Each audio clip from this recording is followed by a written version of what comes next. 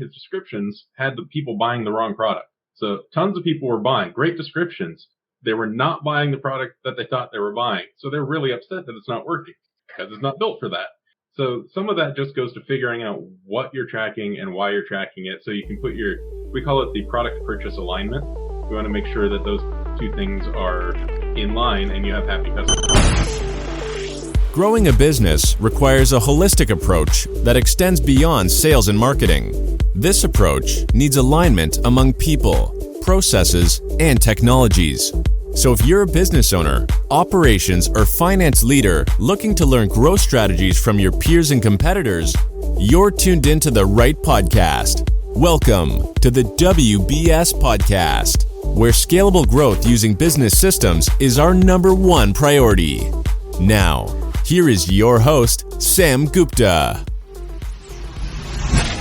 Hey everyone, welcome back to another episode of the WBS Podcast.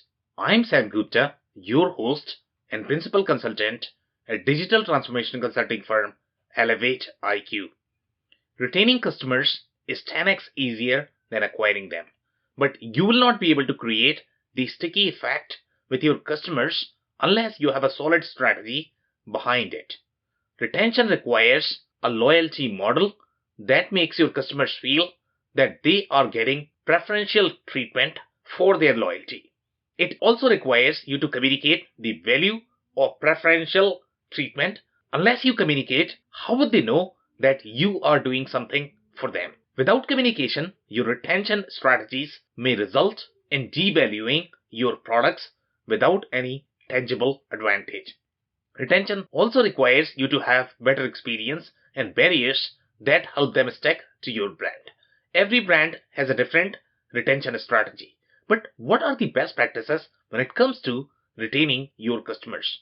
In today's episode, we invited a panel of cross-functional experts for a live interview on LinkedIn who brings significant expertise to discuss customer retention strategies for e-commerce.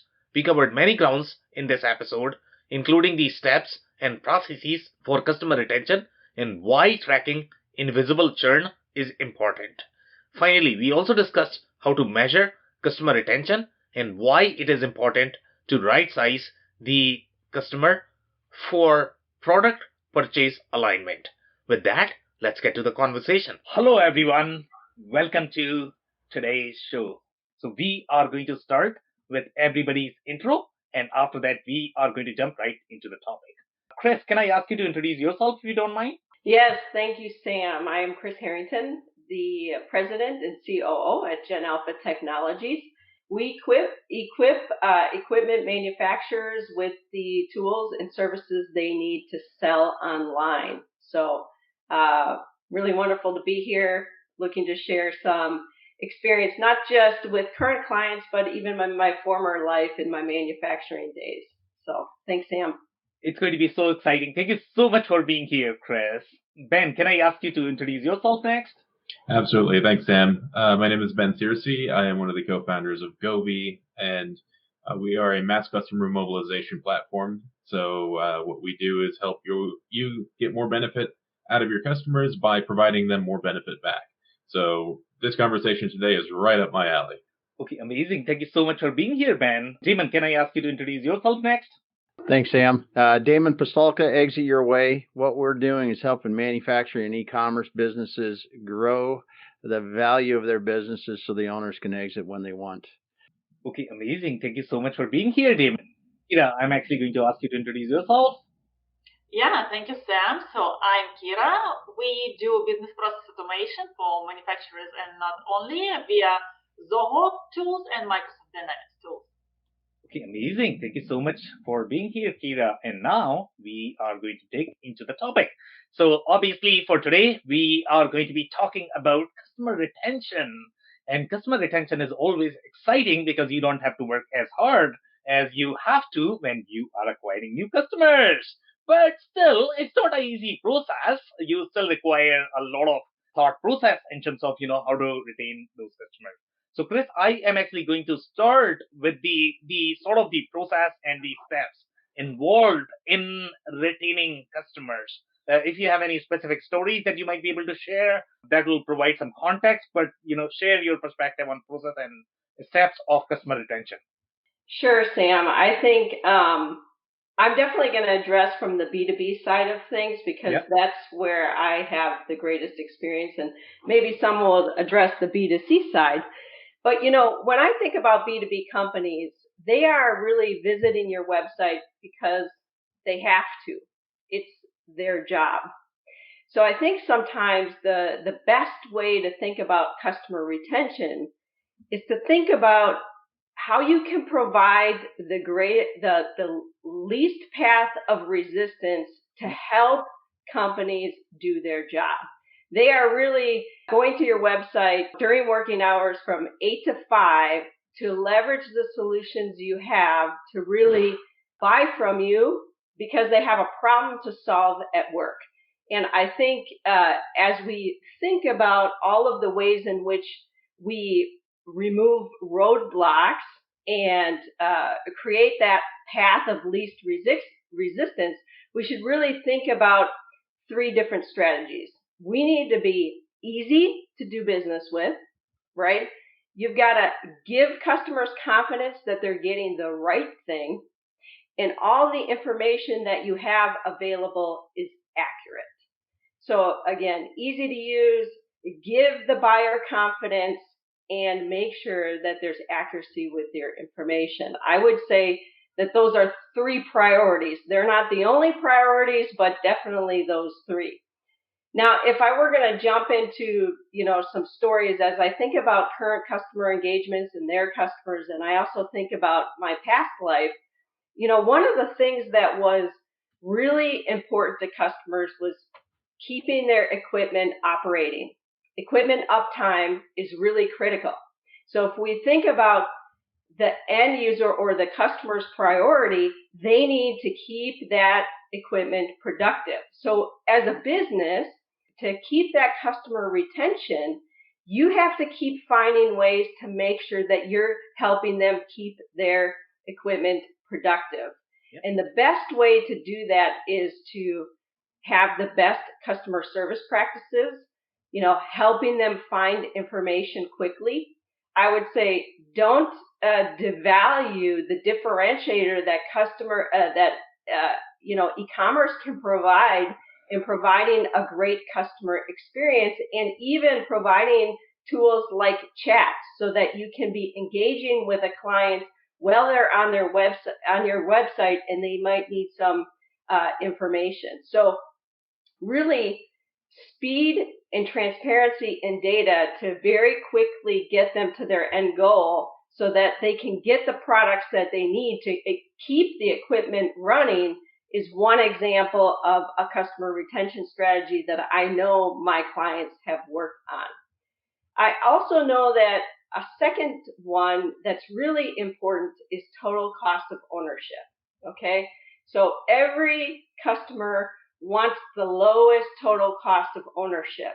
And the way that you will retain them is to make sure that you continue to deliver on the things that will help them with that lowest cost of ownership. So creating loyalty programs that reward customers for the business that they do with you can be a great example of how they can leverage a better price from you as the provider, and with all the customer service activities you do to help them keep their equipment running, that combination is going to help them keep the lowest cost of ownership. So when I think about, loyalty programs, we had a loyalty program back at my Bucyrus days in manufacturing, and it had a combination of 2 factors. It was how many equipment did they purchase from us? So if you looked at their overall fleet, was it 90% our equipment or 50-50, which meant that they were giving 50% to the other guy and 50% to us. So that was one.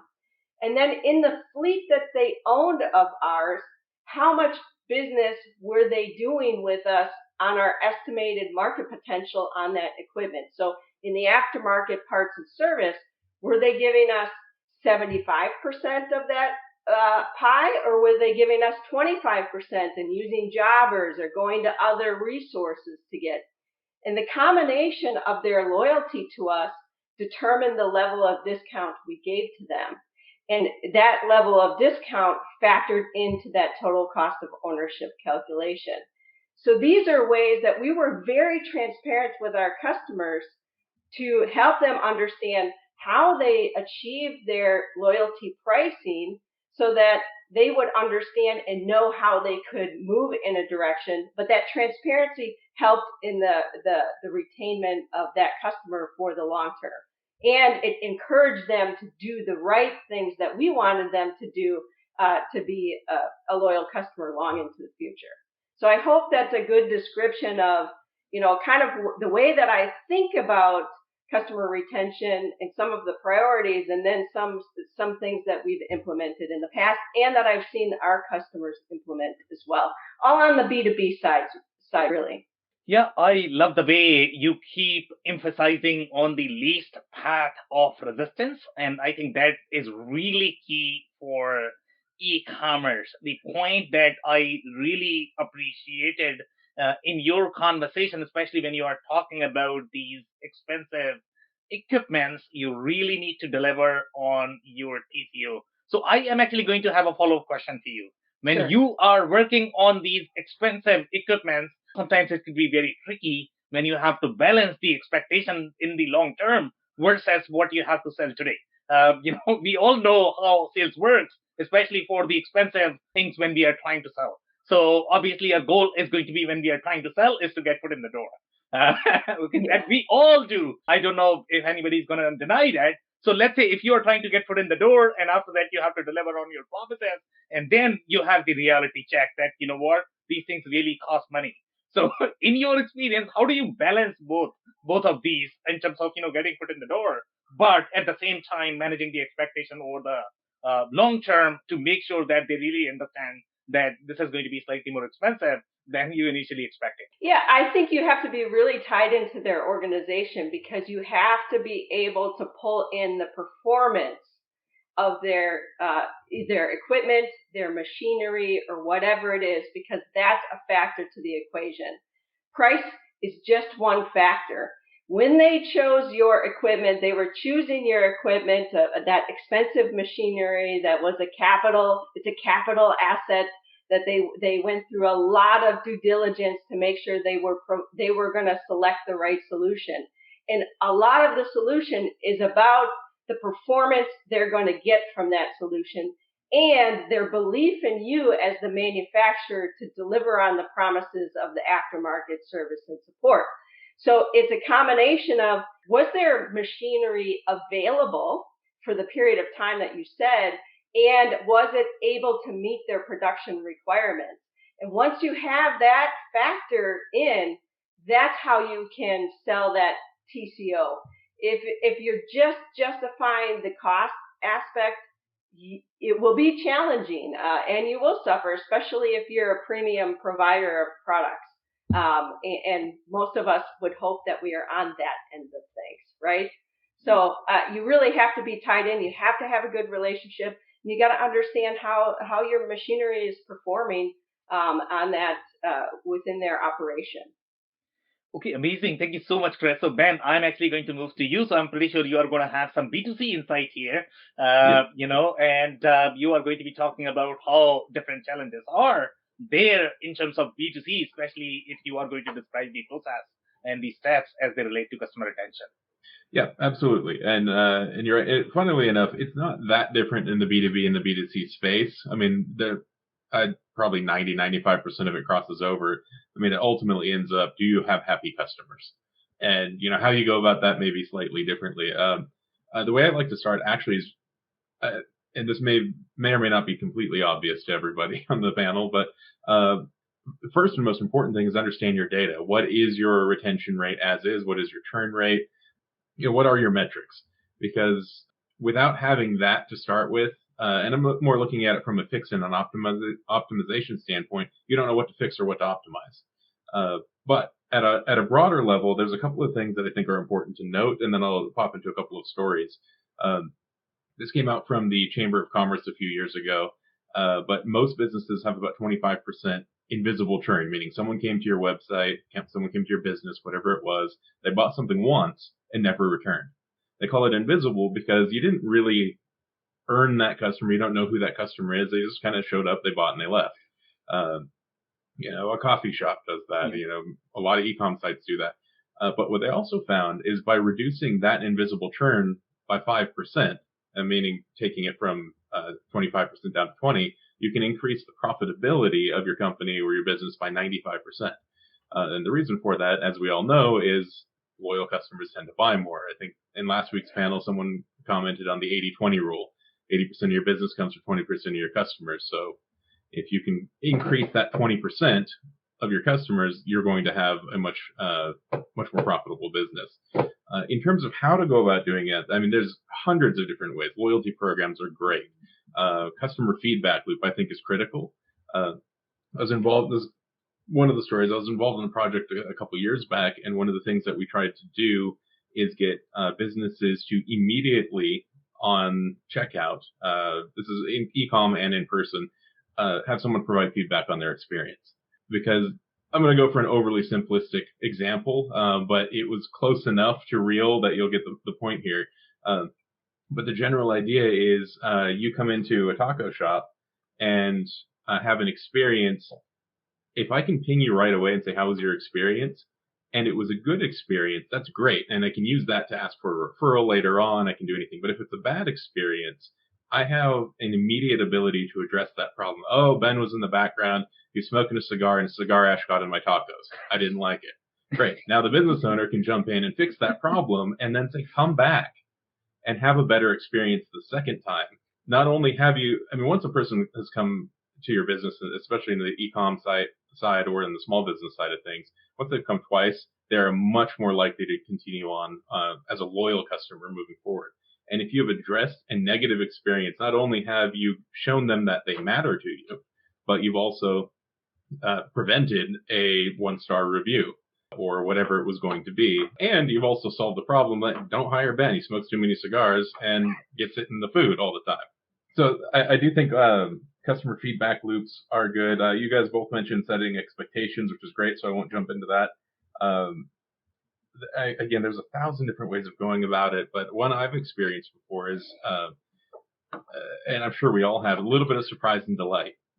You bought item A, and you got just like a little thing in there. And for most people, it's as much as having a branded sticker. I mean, you can't get much better marketing than that. Like, here's your sticker with my brand on it, put it on your water bottle kind of thing. But people love that. There are multiple companies that I continuously purchase from because I'm curious what tiny little thing that cost them 4 cents they're going to throw in the bag when my order shows up. And beyond that, you can also just tap into things. I mean, man, we could talk about this for hours and hours, but you can tap into little things like personalization and aligning with missions. Tom's is a great example of this. A lot of people buy from Tom's because they align with the mission. Like, I need new shoes. Where am I going to go? The place that's going to give someone else new shoes also. That kind of thing, I think, is really interesting. And the last thing I'll say on this, and then hand it off, is I think we've talked about this in a different panel, but there's different names for it, but the napkin theory or the pen theory. The general idea is if you ask for something of someone and they provide it to you, they're more inclined to be loyal and work with you. They'll view you more favorably in the past. And I think it came because someone asked, they're at a conference table and they asked someone to slide them a napkin or something like that. But psychologically, there's a shift. So see what you can ask of your customers and, provide value back for the ask. But whatever it is, if they start taking action on your behalf, they're much more likely to stay long-term loyal customers. Of course, retaining those customers is key. And then they will, of course, spend more money with you over a longer period of time. Okay, so amazing example, by the way. That taco example is brilliant. Okay, I absolutely love it. And you are so right that whether you are talking about giving favors or receiving favors, they both work equally well. People don't know how to utilize them really well. To really gain the trust with your customers. So thank you so much for that. And then the final thing I am going to mention, especially when it comes to B2C, especially when you talk about getting the feedback from your customers. In case of B2C, sometimes things may be out of your control because you are getting feedback, let's say, from your immediate customer. But that feedback may not be as relevant because you want to get feedback from your end consumers. So I remember my conversation with, Kara Golden. You guys know who Kara Golden is. What she had done is she literally printed her email on the product, and she actually wanted to engage with the end consumers because you could do a lot more things when you are engaging with your end consumers, and then you actually do a lot of work related to similar things where you are actually sort of bypassing that mediator, and that is going to be distributor, and you are trying to engage with the consumer, and then you have a lot of clout overall, what all you can do to bring the consumers, and then obviously your immediate customer is going to be excited about that if you can figure out how to win their customers. That's exactly right. It's the more feedback you can get from whoever is actually using the product, or in the end is going to actually, I don't want to say the distributors don't matter, but the people who matter the most are the people who are going to buy it again. The faster you can get to them, the better. That's a really good point, Sam. Exactly. Thank you so much, Ben. So, Damon, I'm actually going to move to you next. Okay, do you have any specific stories that you might be able to share related to customer retention? Do you want to talk about the process and the steps? Well, I'll tell you, I'll tell you a little story about customer retention, and it's not even e-commerce related, but I think it's relevant to a lot of equipment and more expensive items when they do it. I used to ride motorcycle an awful lot. And I mean, when I say an awful lot, I probably rode more in 1 year than a lot of people do in a lifetime. And what my dealership did for me is they actually asked me, well, how many miles are you going to ride in a month? And they would contact me on a weekly basis, or I can't remember now. I don't have the bike anymore. And they would say, listen, next week you need to schedule and come in and do this. And now this was a BMW. They're very, very particular about the service and things like that. But the extra steps that they took, I drove that motorcycle almost 80,000 miles. Oh, wow. And it never in 80,000 miles stopped alongside the road. I was in the middle of wherever you can think of being in the middle of the United States and Canada. And I never once, not even a flat tire with that thing.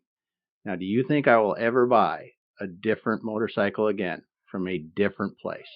This is the kind of thing that if you can take this, and if you take this and put this into an e-commerce perspective, when I was thinking about talking about this, I go back to the simple things.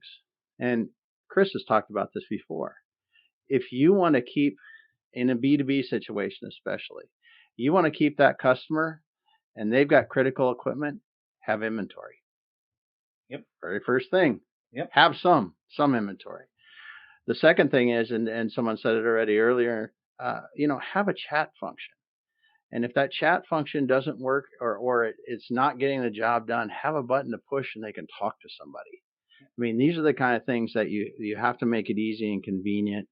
And again, the accurate information, because the kind of things when I think about customer service, it is things like, yep, I can get what I need. And then the second thing is, how quickly can I get it? Because sometimes I don't care, but then sometimes I want someone to take that part and walk it to a plane, and I will meet it at the airport if I have to. And people that have been in those situations, you understand that if things are that important, that's how you transport things around. And being able to give people those, and when you talk about expensive equipment, right? We're talking about pieces of equipment that millions of dollars that stopped running and they need this. And, you will pay if you have to. And even in some cases, a customer service person or somebody will get on a plane with a piece and bring it to you if that's what you need. But those are the kind of things that when you're thinking about the overall customer retention strategy, started out in the e-commerce and be real strategic about, we have inventory, it's easy to get, and it's easy to escalate that support all the way up to the best support you can, that other people might think crazy, but if you can do it, you're going to really stand out amongst everyone else. Okay, amazing. Love the example. And I think that is similar to what Chris mentioned about giving confidence that you can really deliver. So it's, and your example is right there. And the other thing, I mean, see, a lot of people are really talking about the customer service and the customer experience. And obviously, when you are trying to retain your customers, the customer experience and the customer service obviously is going to be extremely key. So now, Damon, I am actually going to have a follow-up fun question for you. So there are two ways companies like to handle this. Number one is going to be, okay, you always have the chat button and you can always reach out to somebody. But let's say if I am trying to reach out to a company, especially if it is going to be a complex equipment, typically they will require a lot of briefing before they can help me, right? Now, companies approach it in two ways. Number one, you are actually going to have a dedicated rep, meaning you don't have to go through the same thing and again because you are getting hold of a guy who already understand your business, who already understand, what you are going through. That could be very convenient. But now this person is not always going to be available. So you can't expect them to be there 24/7. So, but in the other case, when you have the chat function, it could be a very, very, very frustrating experience. We all have gone through this, especially when we are talking about any complex device or ERP systems or whatever, because you have to coach these guys, the customer service. So what approach would you recommend to businesses when they are trying to improve on their customer retention strategy using the customer service? Well, I think it's something, and I'm pretty sure that Gen Alpha Technologies addresses this, is when you really have to start to understand your customer's history, right? And when you look at it, even, and not just from, I ordered this, because that's a standard. If you don't have it to where you can reorder the stuff you've ordered before, I think you're horrible. Just get it done, fix it. But when you talk about service and you talk about being able to contact somebody from the customer end, all I care is I get my problem resolved. From the company end, you need to be able to document that, what that customer has gone through before, so that if I'm the customer service person, or I'm the parts person, or I'm the technical support person, I have 6 other people around me. We're answering technical support questions for everyone. But when Sam calls me, I know Sam's company, and I go, Sam, what piece of equipment is it? What is the thing that we're working on? What issue is it? Is this the issue we're talking about? I mean, that's the kind of data that you need to collect and really make it easy for your support people to access. And then your support people don't need to know Sam's company. They don't need to know what Sam worked on last. They only need to know that the data that we have about it is relevant enough for me as a good support person. I can provide the appropriate support with that data. And those systems are the ones that I think that when you get into the higher end, more expensive, when you're talking about things like we used to have in the factories. You talk about big lasers and CNC machines and all that kind of stuff. They need to be keeping track of the maintenance that you've had, or the support requests that you've had from them, and the conversations you've had with their support people, so that it can be accessed by the support people in the future. Otherwise, they're missing out on a great opportunity to be able to really, really give that customer what they need. Again, as Chris said, accurate information, convenience, and make it easy to solve their problems. Yeah, I think those are great points, Damon. And I only wanted to add that I think this is where the relevance of integrations come into play as well. When you think about when a customer service person is answering a call from someone, they should be able to have their CRM system up and their customer-facing tools like e-commerce up, so that if that customer has the e-commerce site open, is maybe looking at a digital drawing or something, but that customer service rep has all the detailed information at their fingertips: past history, current machines, what did they buy, what was their maintenance level, who last called on them. That will give the customer who's on the phone with them confidence that the other person on the line knows their business and knows what they're talking about. They may not be the person to solve the problem right there, but they're going to be they're going to be so full of beneficial information in that call that customer is going to feel they're in good hands if it has to be passed to someone else. So I love what you had to say there, Damon. Okay, amazing. Thank you so much, Chris. So, Kira, I'm actually going to give you the opportunity to be able to share your story, and if you could share your insights in terms of the process and steps in terms of how you would approach the customer retention. Yeah, absolutely. And honestly, it's difficult to add anything really insightful here because I love all the points that have been mentioned. And basically, connecting between different departments via technology, that's what we do every day. And the stories are unlimited. I would say, in the boring language, I would say the path to retain customers in both B2B and B2C is future proof. Like predict what they will need. Yep. And tell them what they don't know, be it trends or maybe how to maintain your equipment during the off season. And that will position you as the trusted advisor in the eyes of your B2C or B2B customers. And moreover, they will rely on you to tell them what the next steps are in growing their business with your help. So, and then it's a different story how that information can be conveyed to the customers through communications. Of course, in B2C, the audience is huge and reaching them is way more expensive than reaching B2B decision makers or your customers. But anyways, I think communications would be key. Even B2C, that can be, some messaging that is updated on your website. Is that a monthly newsletter you are sending to your customers? Again, taking into consideration what they bought before or maybe what feedback they have provided you, segmenting your customers. Or you are communicating that information through your account managers if you are in the B2B space, or if you are just introducing the job of account manager for your really large clients. That's like the tactics of that future-proof communication. And the only story I can tell is on the B2B side. I used to work in the corporate world in the services and banking, which is not always transferable to other industries.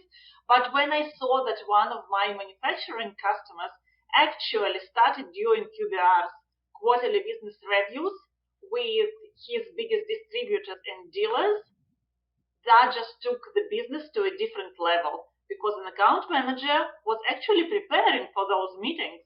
He was going through all the data, through the information that you guys mentioned from different sources, and was coming proactively to those business owners, advising them on how they, as a manufacturer, could, guide their client to grow the business. And it was really simple for the client. Yes, I agree. Check box. And here you go, cross-sell, upsell, contract done. So I think that's a great way to approach. Okay, amazing. Love the story. And obviously, if you are adding the real value overall with respect to these reviews, if you are providing real intel to your distributors, obviously that is going to help. But in my experience, when people do or follow these procedures just for the sake of it, when nobody's closing any business, sometimes that could be very overkill.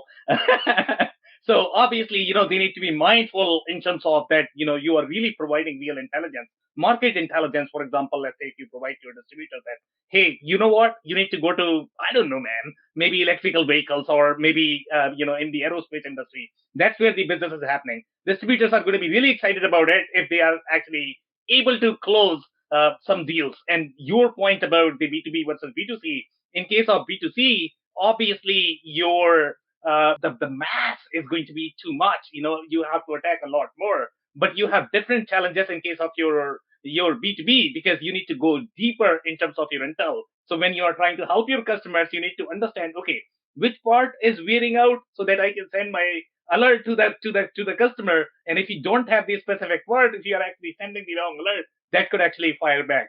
So thank you so much for those insights. So the next segment that we are going to approach is going to be, related to measurement. Obviously, when you have a small team, you don't probably have to worry about the measurement.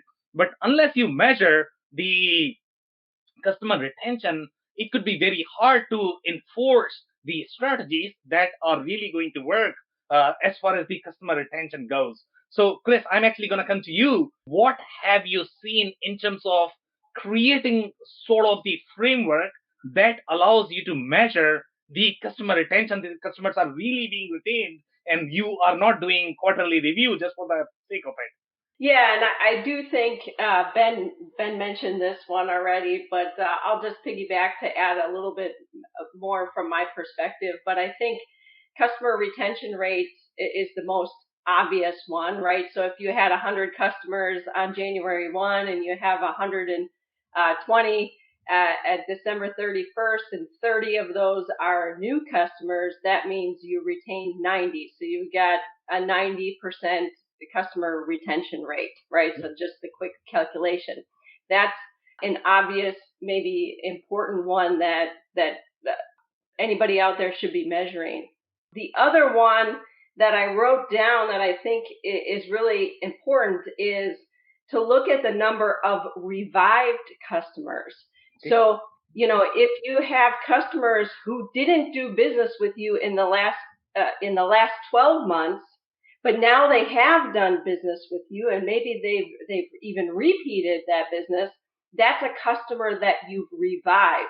And that could tell you that your customer retention strategies, of course, are working. So the two that I really, prepped for this call that I thought were the most important to measure for this topic were really those two. Make sure that at the end of the year or a period of time, you're looking back and saying, how many of our existing customers do we still have? And then of those customers that we had and we lost, how many did we get back? I think those are critical to this type of strategy. Okay, so amazing insight there. I really like your the revive customers KPI. I think that's super important. But so I'm actually going to have one more follow-up question for you. So do you typically recommend tracking just the numbers? Because sometimes, in my experience, when you look at your customer base, 4 or 5 customers are probably going to be bringing the majority of the revenue, and 90% of them are going to be doing, let's say, $1,000, $10,000. So if you're simply going to be tracking number, is that still a fair tracking, or do you have to track? You have to segment a little bit, or maybe track in terms of dollars?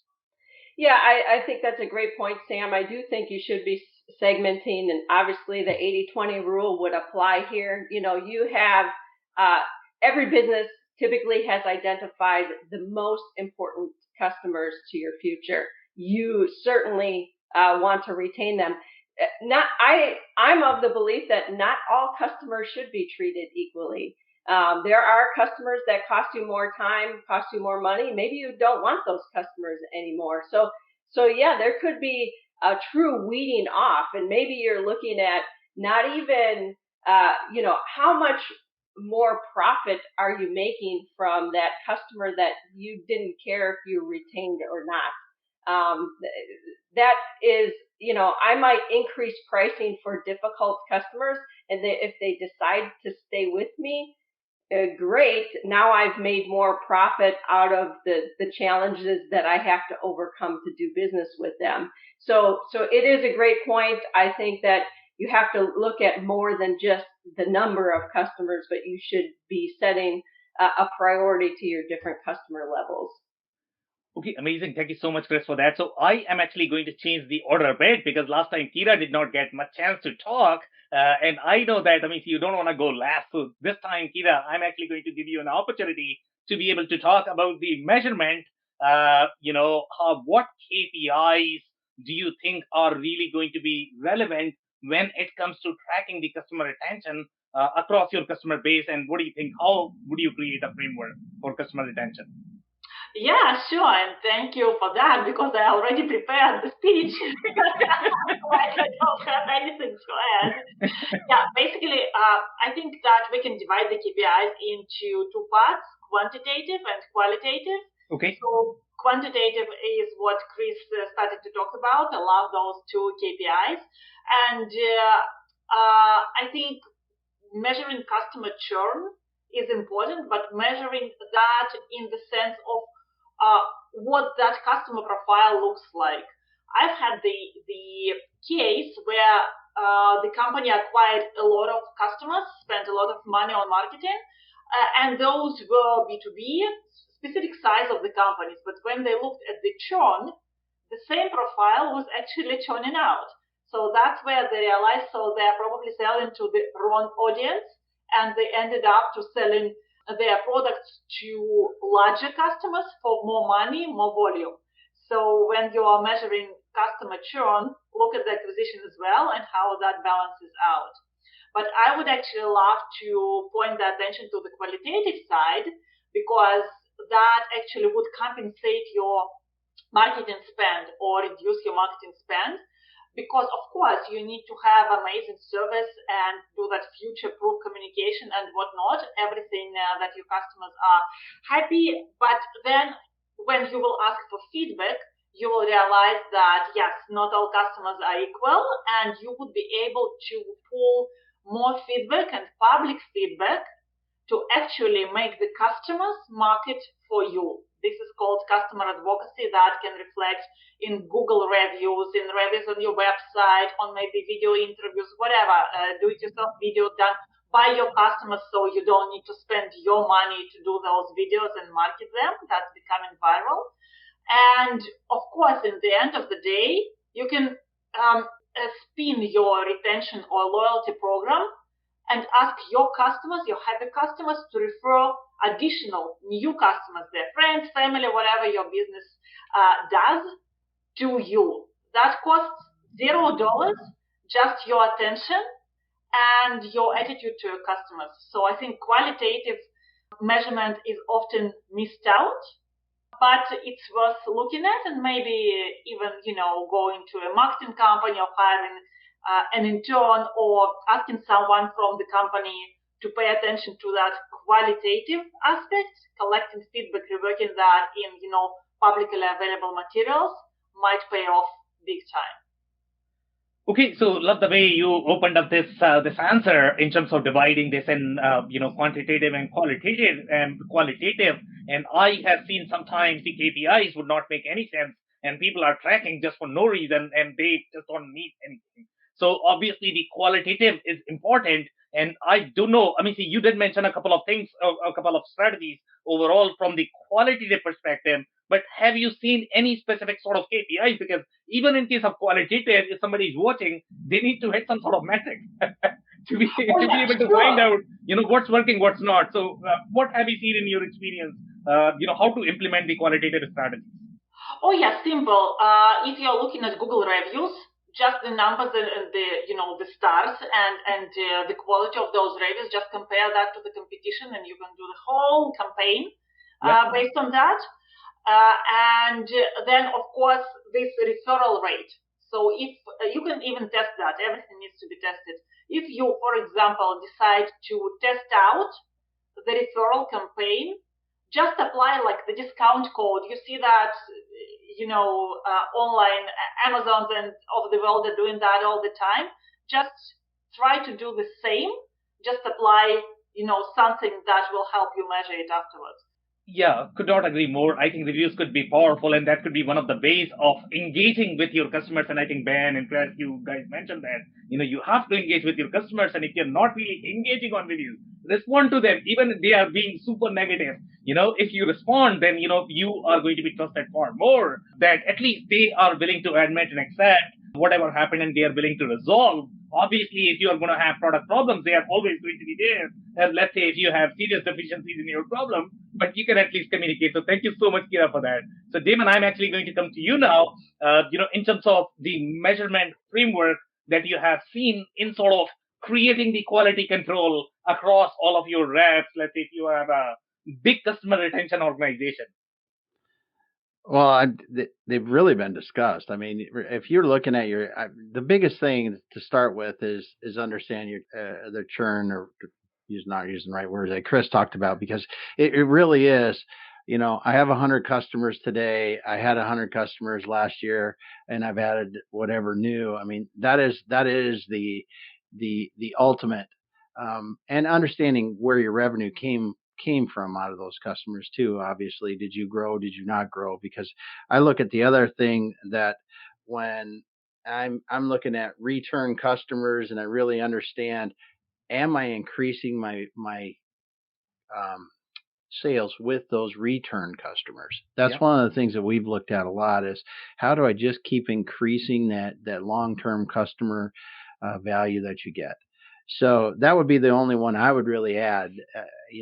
As we discussed earlier when Chris was talking about it, you were discussing, we added 30 new customers and we lost some customers out of the year, but what kind of customers did we lose? Were they the ones that we really wanted to lose and it didn't matter, and did we gain the ones that we really wanted to? Because I think as important as it is to retain customers, it's just as important to call out customers that you don't want. And that's very counterintuitive overall to growth. But as someone mentioned on here, those customers take you too much time. They are not brand advocates. Whatever.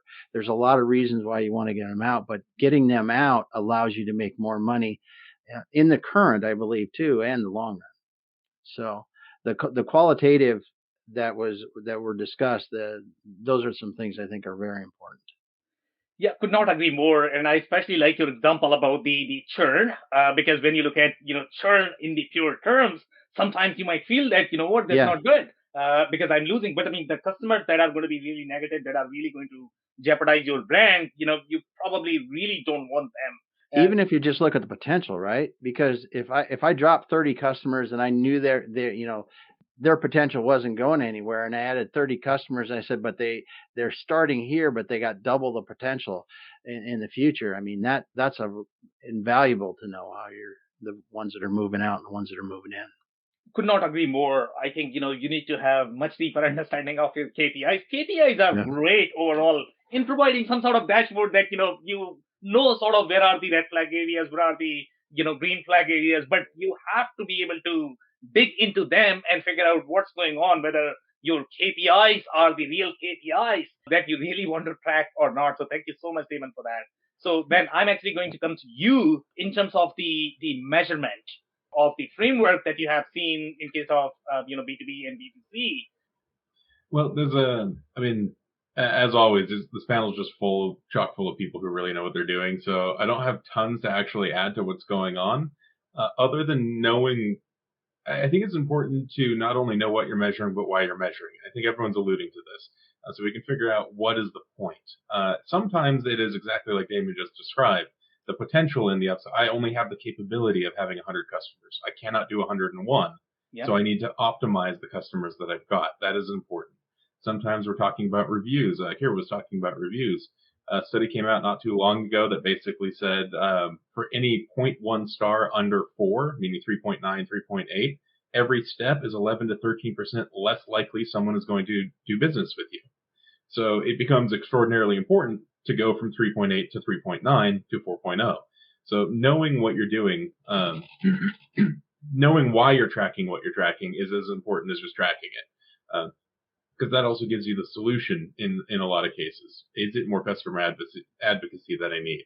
Is it that I need to actually remove clients? I've had a couple of experiences where it was actually right-sizing the client with our own products. There was a scenario where the business I was involved in had almost a 50% churn. And we thought that was relatively normal until we started looking at it. And the problem was the customers were using about 50% of what they were buying. So you have customers who are paying, $50,000 a year for something, but only using $20,000, $25,000 for it. So we just dropped them down to the $20,000, $25,000 mark, and they actually ended up starting using more of it. Because it's one thing psychologically when you're only using half. It's a different thing where you're at 90%, same usage, but you're at 90% of what you have capable, and they were buying more, and better yet, they were using the product more. We actually found they ended up increasing their usage by 15%. Which, we lost a little money in terms of, going from 50,000 to about 25,000 a year, but they ended up spending more money, and we kept those customers. Churn went down from almost 50% to less than 15%. And that took place over the course of about a year. Another example is I was helping a friend of mine trying to figure out what was going on. He kept getting really bad reviews. He had an Amazon business. This wasn't a consulting thing. It was just trying to help him out, figure it out.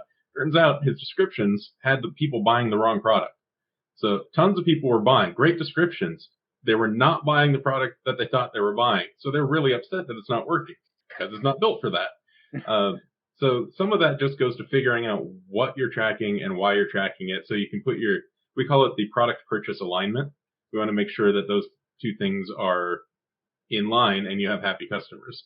And just the last thing, I just wanted to reiterate what Kira was saying about getting your customers to advocate for you. I mean, I've talked about this numerous times, but the stats show 99% of people don't, but 98% of people would if you ask them to. 96% of people rate the most important purchasing decision or most important factor in purchasing decisions the feedback from friends and family. Where did you get that shirt? Where did you buy that car? How do you like that $45 million piece of machinery? All of that is relevant. So the more you can engage your customers to be advocates on your behalf, the better. Okay, so amazing story. And I am actually going to have follow-up question, and then we are actually going to review Tom's question that he posed, whether we agree with this or not. So Ben, one of the things that I really like about, the example that you mentioned about right-sizing your customer, I have seen big push for this, especially in the enterprise software space, because, they really want you to pay for whatever you are using. A lot of companies are pushing for that, because if you are going to be overpaying, most likely you are not going to be happy. But let's say if you think about the manufacturing or distribution, I don't know if you have seen something similar where they might be either overbuying a product that they might not be using, or they might be buying for the incorrect usage, and they might be complaining because, that's not the intention of the product. So have you seen in the manufacturing distribution industry where we might have similar scenarios of right-sizing the customers?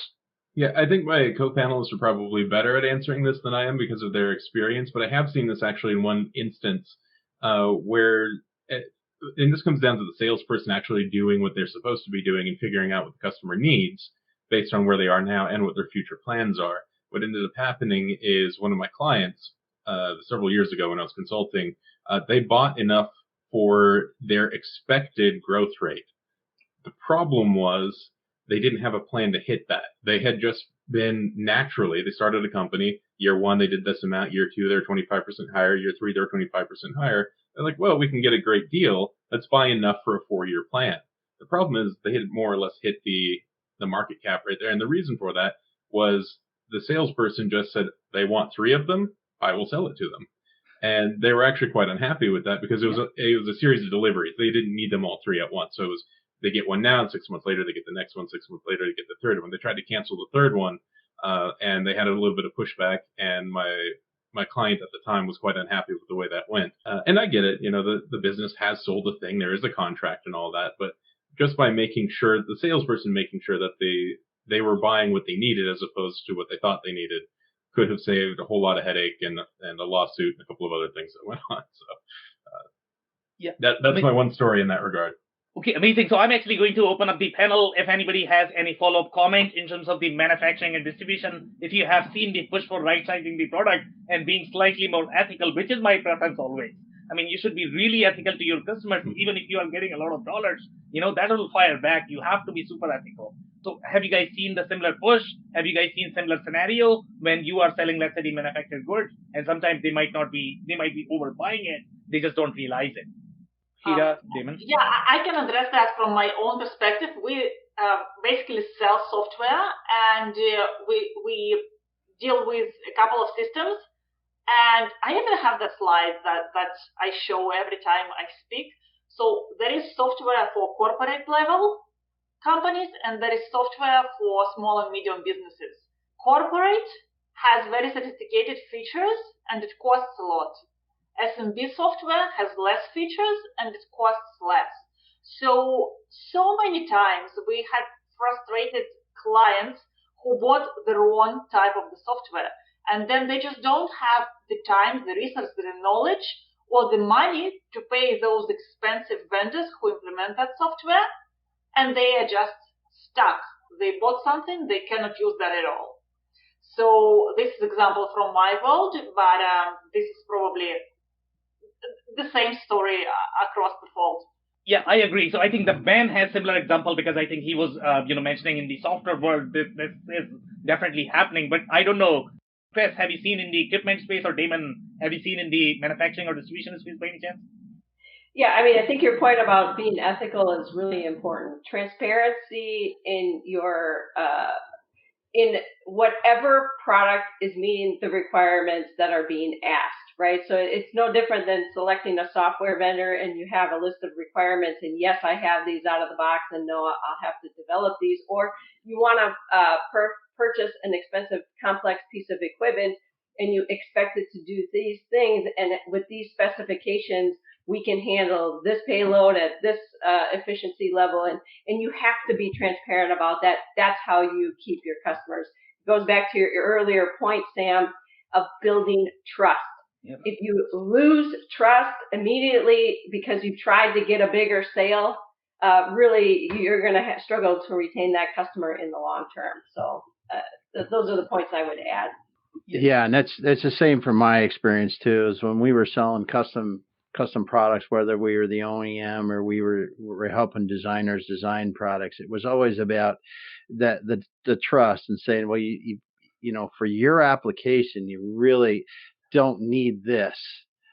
Even though it's cool, even though it's really nice, it's not going to get you what you really need to do the whatever you want to accomplish here, and this will accomplish it. And as Chris says, that builds that deeper trust. That deeper trust is going to keep them coming back to you because you didn't take the sale for 25 or however much percentage higher. You got them the right product that does what they really needed it to, regardless of the price. And that's the experiences that I've had, is that the best salespeople are ethical. They understand how to really solve problems rather than sell what they can. Exactly, could not agree more. And I think Tom's point is, about the same point as well. So the contract conversion rate, in my experience, when you are selling the support contract, and if the customers are not really utilizing them, then probably it's a good idea to be able to right-size them. Track that metric as well, whether they really need the support or you are simply trying to sell because you are trying to make your bonus and just move away. So I think I don't know if you guys have anything to add there. Anybody? Yeah, actually, yesterday we've had that conversation with a potential customer who actually provides kind of the same services to their customers, but they're selling just different software. So they were talking to us in the language of like what's acceptable in the industry, but they really didn't need that SLA agreement. So that's how the conversation went. Guys, let's see what you really need. We can, do bank of hours or whatever it is. But let's right size it for your company because we don't see that you need what you think you need. So this is again being transparent and honest. Okay, amazing, guys. So the only thing we can take right now is going to be the closing advice. So Chris, I am actually going to start with you for your closing advice. Yeah, I had a mentor say to me one time, and it just came up as we were talking, if you're not making money for your company or you're not saving your company money, what are you doing? And I think we can turn this to our customers as well, right? What are you doing to help them make money or save money? And you can also convert money to time. How are you helping them save time or give them more time, right? And when you think about truly solving ways to do that, you are going to retain customers. So I would just share that bit of advice that I received early in my career. Could not agree more. You not only have to think about your customers, but their customers as well. The more you think about, their customers, they are going to be super happy. Thank you so much, Chris, for that. Ben, what would be your closing advice? Yeah, I think it's more of a summary of what we've all been talking about. Is just treat your customers right and figure out what they need and figure out when there's problems, address them. Be honest about it, figure it out, sort it out. And not everyone's going to be happy with it anyway, but you'll find more people will faster, and then you don't have to have that problem again. So, I mean, my closing advice is, customers first, but also make sure that they are the right customers. I agree. Thank you so much, Ben. Damon, what would be your closing advice? Well, I really think it's listening to your customers. I mean, we talked about it a lot of different ways, but it is listening to them and asking the right questions, because they'll tell you what you need to do. And if you just listen and ask the right questions and get into the real details of the root cause, they'll tell you what you need to do, and then you just need to do it. Yeah, could not agree more. And truly listening and really delivering, on whatever you promise, not just for the sake of it that, you are simply pretending to listen. So thank you so much, Damon, for that. Kira, what would be your closing advice? Yeah, I would go with Damon and say, if you want to do just one thing as a takeaway from this conversation, I would say look at your data. Yeah. Either you are doing the customer retention activity or not yet. Just look at your data, and that will help you define your next steps or even the strategy. Love it. Thank you so much. Awesome, guys. So that's it for today. On that note, I want to thank everybody for their time and insight. Thanks, Sam. Thank you, Sam. Thank you. Bye, everyone. Yeah. I cannot thank our guests enough for coming on the show, for sharing their knowledge and journey. I always pick up learnings from our guests, and hopefully you learned something new today. If you want to learn more about Damon Pistulka, head over to exityourway.us. It's exityourway.us. If you want to learn more about Christina Harrington, head over to genalpha.com. It's genalpha.com.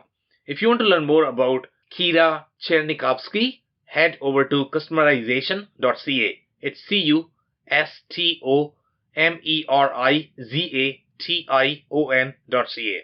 If you want to learn more about Ben Searcy, head over to govi.io. It's govi.io. Links and more information will also be available in the show notes. If anything in this podcast resonated with you and your business, you might want to check other related episodes, including the interview with John Reedman, who discusses how to compare, measure marketing channels to plan your marketing budget. Also, the interview with E.L. Rosenberg, who discusses B2B e-commerce pricing nuances and how it is different and more complex than B2C. Also, don't forget to subscribe and spread the word among folks with similar backgrounds. If you have any questions or comments about the show, please review and rate us on your favorite podcasting platform or DM me on any social channels. I'll try my best to respond personally and make sure you get help. Thank you, and I hope to catch you on the next episode of the WBS Podcast. Thank you for listening to another episode of the WBS Podcast. Be sure to subscribe on your favorite podcasting platform so you never miss an episode. For more information on growth strategies for SMBs using ERP and digital transformation, check out our community at WBS.rocks. We'll see you next time.